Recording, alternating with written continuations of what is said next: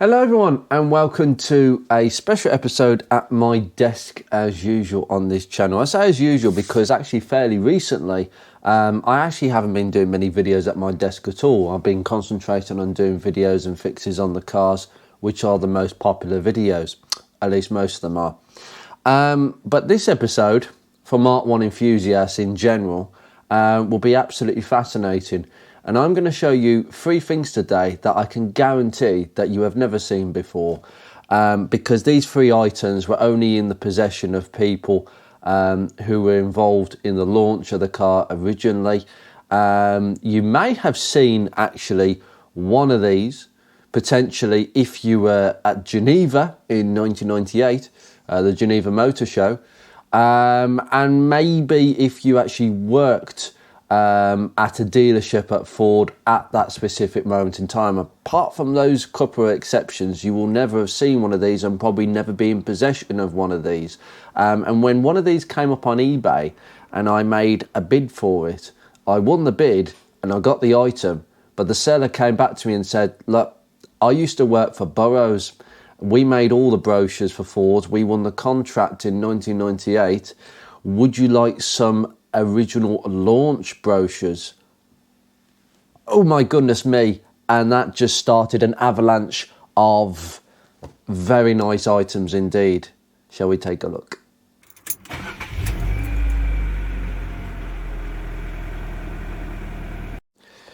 Right, so I think it's best if I film from this angle. So excuse the other things on my desk.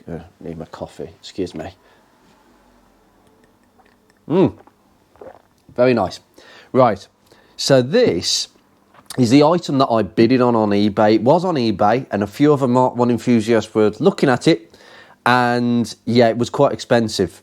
The seller was asking about £50 for it. I managed to put a cheeky bid for 35, and I won it for 35. And the reason being, this, along with the whole library of brochures that you have witnessed, and I'm going to show you the rest of the library in a bit. It is a complete binder, this is. So we've got some key launch plates, timing plan, Ford Focus room. That's how they laid out the room, showroom materials, launch actions, merchandise and tools. Now this, I'm just going to skim through this. Now this is the plan. So in dealer training, 7th to the 11th of September. Driving appraisals, telephone competitions, magazine insert on Ford magazine, pre-sale brochures in the dealerships, and the dealer launch event on October the 1st. So a lot of things were going on.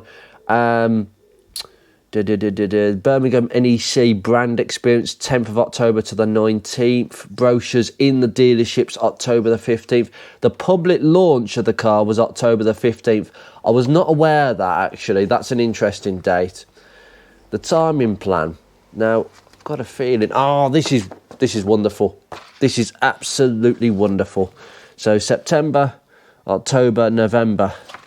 Now, there are some particular dates in dealer training. Production job 1, Ford Focus 3-door. Now originally only the 5-door was launched from the start. Then the 3-door came along. Production job Monday the 5th of October, the 3-door started coming along.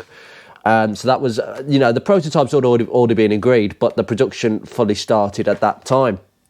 And I believe the Birmingham NEC Motor Show, the full Ford range debut on the 20th of October to the 31st of October. So well and a month in. So if you got any focus on an S-Reg, it was a time where they were still kind of working out the launch. The Estate and the Diesel was launched production-wise on November the 2nd. And then the Saloon was the last one to be launched on November the 16th. So if you have an Estate Diesel Saloon and it's in November, my God, that is probably one of the earliest to exist. That's what that will tell us. But basically, I'm going to leave that for future times and people can have a look. The Focus room illustrates exactly how to set the room up. I mean, that's lovely, that is. 7 standing frames, fabric screens, and the whole unit will be kept under this special cover. I'd like a special cover like that. I'd like to do you know what? Now I've seen this, I'd love to reproduce something like that in the future. Maybe at the NEC, that would be lovely, wouldn't it? That's giving me food for thought. No. There's lots of different features here. Now, I'm going to actually go over that in a second, because that was part of the kit 2. Just goes to show where the walls go and which angle the car is placed. The 5-step walk around to assist sales executives in explaining the key advantages of the Ford Focus: handling and comfort, size and safety, performance and economy, style and space, design and functionality. I can tell you now, that's a really good way of summing up the Mark 1, actually. They've got that spot on. It's not just a marketing gimmick, it's true. Handling and comfort, that was always something compromised on hatchbacks before. You either had a comfortable car, but one that didn't handle well, or one that was very good at handling and very firm, but that made the suspension uncomfortable. But the Focus, as we can say, the Mark 1 has both of these aspects. It's sizable, but it's also good with safety. Style and space, it's stylish, but it doesn't compromise on the space on the inside. It's obviously advanced design, but it remains functional. You know, it's all good having a car that looks the bee's knees, but if it's not functional, it's not very good as a car. Performance and economy, I agree with that. You get both of them in equal spades. This is actually explains it a bit more, actually. Showroom materials. So this is absolutely fascinating. We've got the Friends program, which is also marketing. It just describes the different roles of each individual. I will leave that because I don't want to take too much away from people who may want to see this in the future. Now, I'm not going to go in too much into it, but this is what they call the Friends program, September 99. As far as I can see, the strategy tends to be, I'm not going to go into this too much. The strategy tends to be about encouraging more and more people to sign up regardless of where they work and what their background is. It was a car for every person, but they wanted to kind of, I'm going to leave that there because that's less interesting, but it's certainly something that people want to read. The Friends program summed up really, you just encourage as many of your friends basically to take a test drive as possible. That's my interpretation. Now we've got this middle section here. Would you believe this? This is, I asked the seller this question, is this pen just being chucked in? No. This was the pen that was in this kit from the start. And now you would think, oh, wouldn't it be a Ford pen? Well, I was thinking that as well, but I can't even pronounce the brand, but it's a very good brand. It's a good pen, this is non-permanent. Made in Germany. Yeah, it's got to be, hasn't it? It's got to be, because it's a German, it's got to be. It's got to be part of this kit. Now, I've got several of these in here. There's about 10 of them. But basically, this would have gone on the desks. There we go.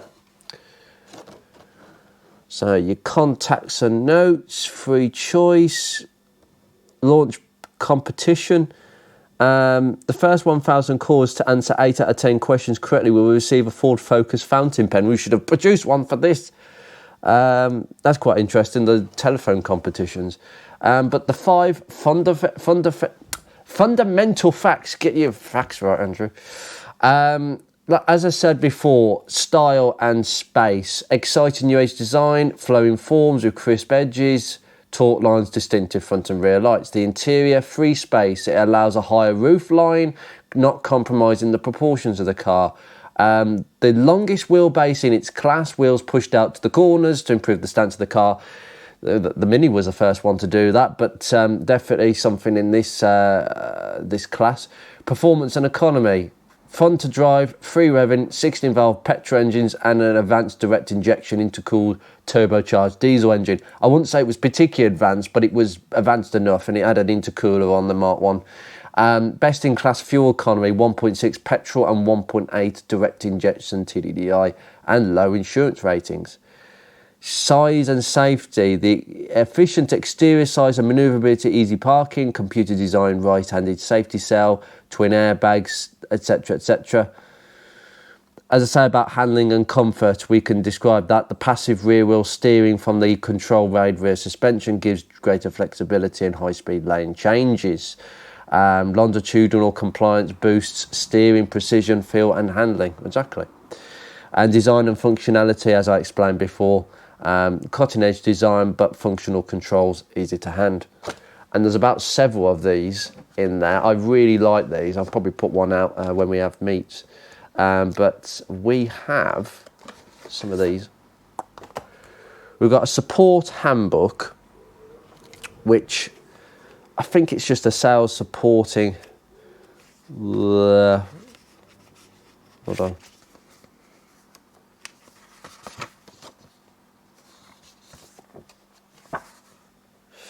Yeah, basically offering all the different credit options, actually. This one, I'm just going to use my right hand for this one side. These books want to open. The inside story. So, Ford vehicle line director Hal Camara, quote from him. Some basically insight into how it was envisaged. The quest for marketing differentiation. I agree. So cars like the Renault Megane were established as fun and stylish, but it actually says here, our research tells us that in part of the market, none of our competitors is exceeding in establishing any real differentiation for their products, with one exception, VW with the Golf. People associate the Golf brand with quality and reliability. VW have built these brand values over 20 years through consistent execution and consistent advertising. The Golf is a good car, but quality and reliability positioning, combined with the conservative carryover approach to styling and the Golf's average driving dynamics, represent an opportunity we can exploit with a Focus. That is absolutely true. In fact, Vauxhall attempted to position the Astra as a quality car that is accessible to ordinary people. I definitely say that's true. It's not marketing. This isn't. This is facts. There was another fact about the Astra. The Astra actually had a very high and low pricing point. So there was about £8,000 difference between the base spec and the high spec, whereas with the Focus it's like £5,000 difference between a CL and a Gear. Basically, you could easily go up the ladder by a couple of grand. You could probably find yourself with a Z-Tech if you really did get on one of their finance packages. They really did think about that. So everybody could obtain a really high quality car. But the base spec Astra had black plastic bumpers, and Ford said, no, we want our poverty CL to have colour coordinated bumpers like any other, because it starts detracting from the car, and you can only take away so much before it starts to look awful. And I think we can agree with that. The CL is absolutely fine as a car. There's nothing wrong with it. It's a Focus, but no real frills. But it's a Focus nevertheless. It's not taking away any of the important DNA. Now, this is a driveway guide. Dear Focus friend. Again, they go on about the 5 key areas: styling, safety, handling, etc. Got some quotes from some of the journalists here.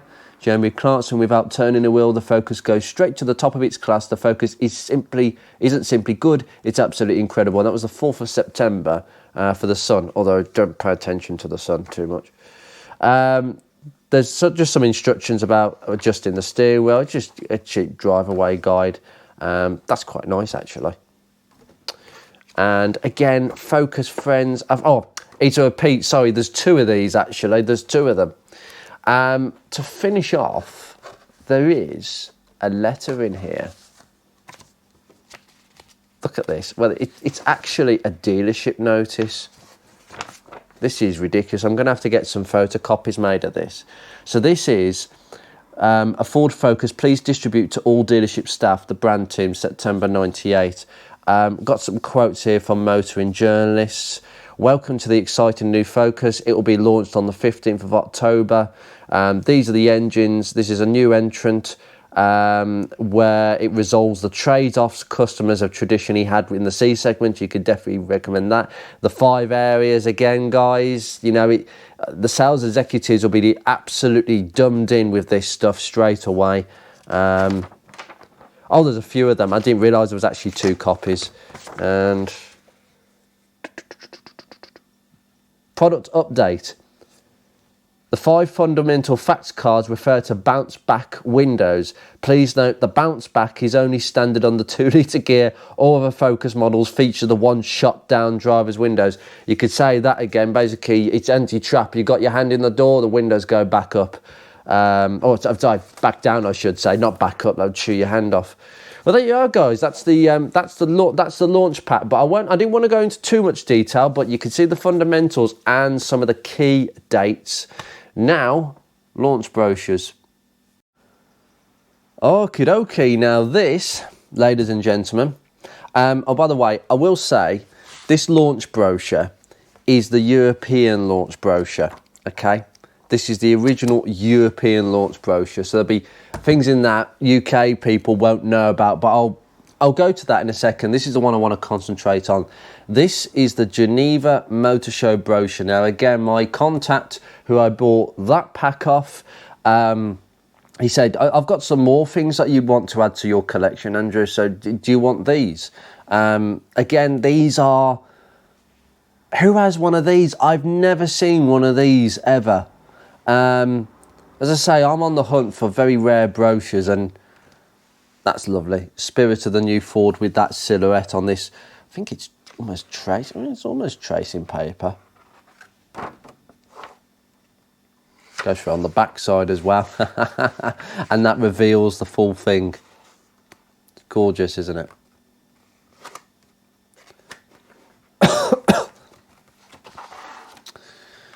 Sharp angles. You see, for me, I agree with these 2 pictures, because for me, the most characteristic part of a Mark 1 is that headlight with that curve coming all the way down the bonnet, which didn't need to be there, but they certainly added it nice and sharp, nice and crisp.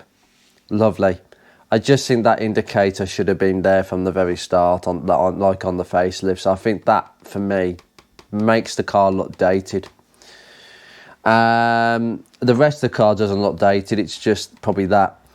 That is a distinctive feature that I just think if you went to somebody and said, what car is that? They'd probably know, even if they're not into cars. That's when you've done something right. Preview, March 1998.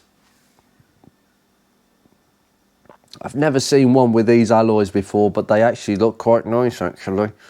They don't look tacky at all. I would like to try and get some registration plates like that. For show plates, I should say. Superb. I'm just taking it all in. Again, these, I've never seen these either. These are not gear alloys. They look completely different.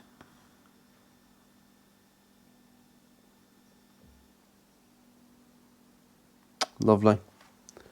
So that's your Z-Tech 3-door and your 5-door gear.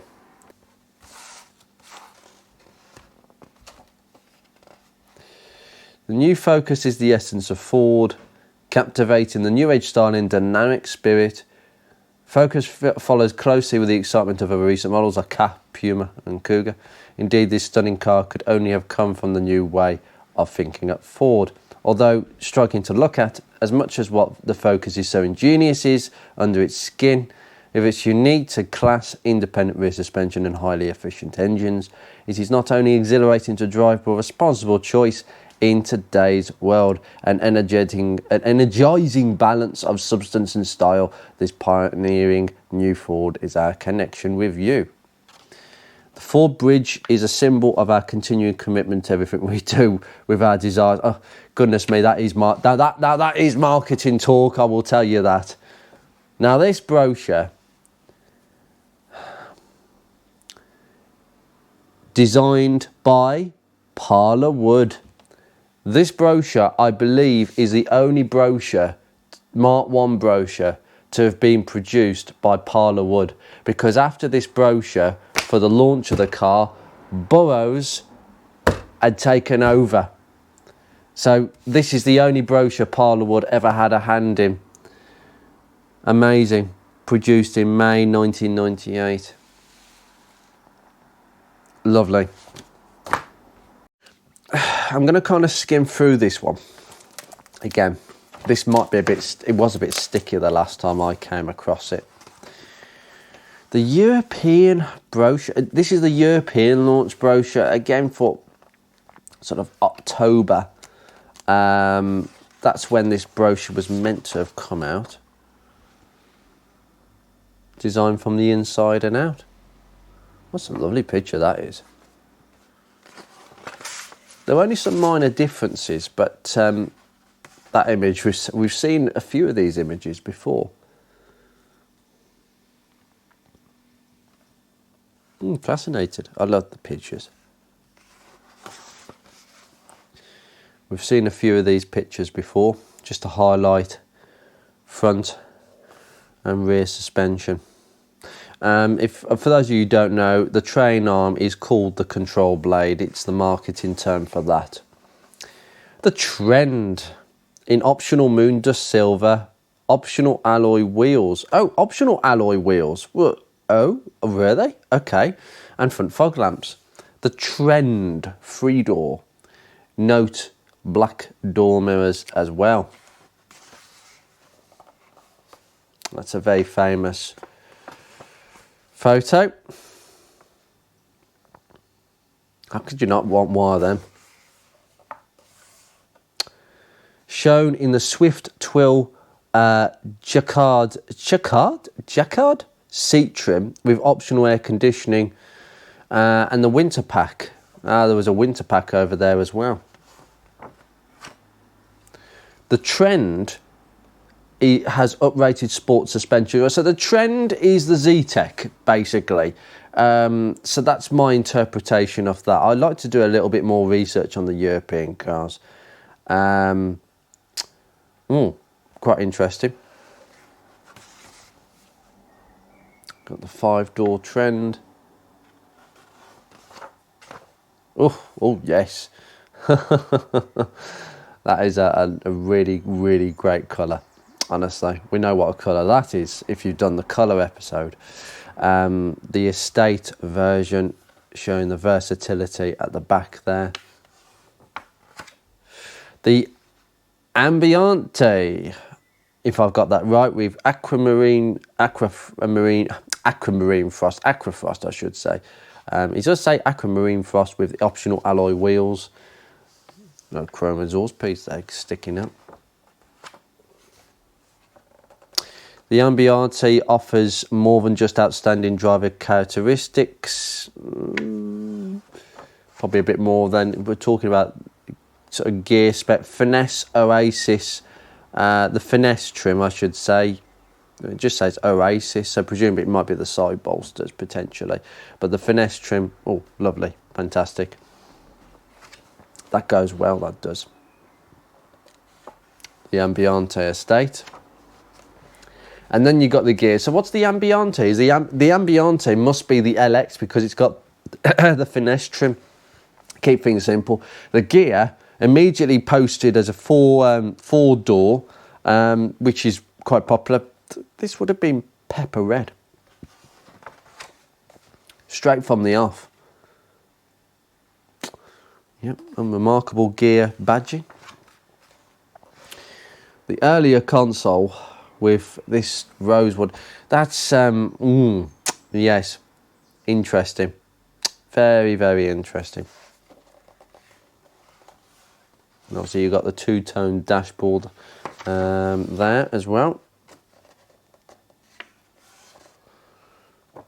Pacific green. That's the colour that I meant to say earlier. Pacific green. Ugh. That's gorgeous. And obviously automatic with a lovely phone. They wanted to push that on quite a bit. Oh my god, medium light graphite in leather. That was a very, very, very rare interior on a Mark 1.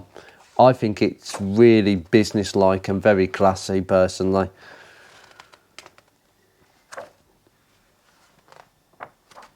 Ooh, how nice. Pictures of the engines. Ooh, oh yeah. Oh, how nice.